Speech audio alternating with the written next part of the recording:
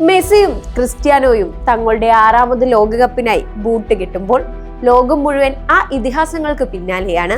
എന്നാൽ ആരും അറിയാതെ അതേ ഇതിഹാസങ്ങളുടെ തട്ടകത്തിലേക്ക് വേഗതയേറിയ ഒരു ഡൈവിങ്ങിലൂടെ പറന്നിറങ്ങുന്ന മറ്റൊരു പേരുണ്ട്, ഒച്ചാവോ.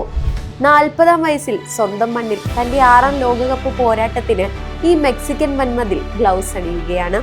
2006 തുടങ്ങിയ ആ പടയോട്ടം 2026 എത്തി നിൽക്കുമ്പോൾ ഒച്ചാവോ ലക്ഷ്യം വെക്കുന്നത് മറ്റൊന്നുമല്ല, ലോകകപ്പ് ചരിത്രത്തിൽ ഏറ്റവും അധികം ടൂർണമെന്റുകളിൽ പങ്കെടുത്ത റെക്കോർഡ് ബുക്കിലേക്ക് മെസ്സിക്കും ക്രിസ്ത്യാനോയ്ക്കുമൊപ്പം തന്റെ പേര് കൂടി വെട്ടിത്തെളിക്കുക എന്നതാണ്.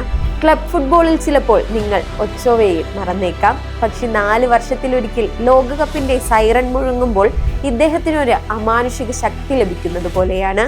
മെസ്സിയും നെയ്മറും റൊണാൾഡോയും ഒക്കെ ക്ലബിൽ എത്ര വലിയ ഫോമിലാണെങ്കിലും ലോകകപ്പിന്റെ ആ പുൽമൈതാനത്ത് ഈ മെക്സിക്കൻ വൻമതിലിന് മുന്നിലേക്ക് എത്തുമ്പോൾ ആരും വിയർക്കും.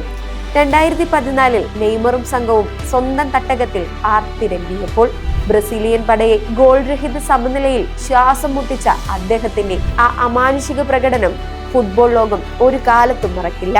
ഇത് വെറും ഒരു ഗോൾ കീപ്പറുടെ വിരമിക്കൽ ടൂർണമെന്റ് അല്ല, ചരിത്രത്തിന്റെ പുസ്തകത്തിൽ ഇതിഹാസങ്ങൾക്കൊപ്പം ഒരു ഗോൾ കീപ്പർ തന്റെ പേര് സ്വർണ്ണലിപികളാൽ എഴുതി ചേർക്കപ്പെടുന്ന ഒരു മാസ് ക്ലൈമാക്സ് ആയിരിക്കും.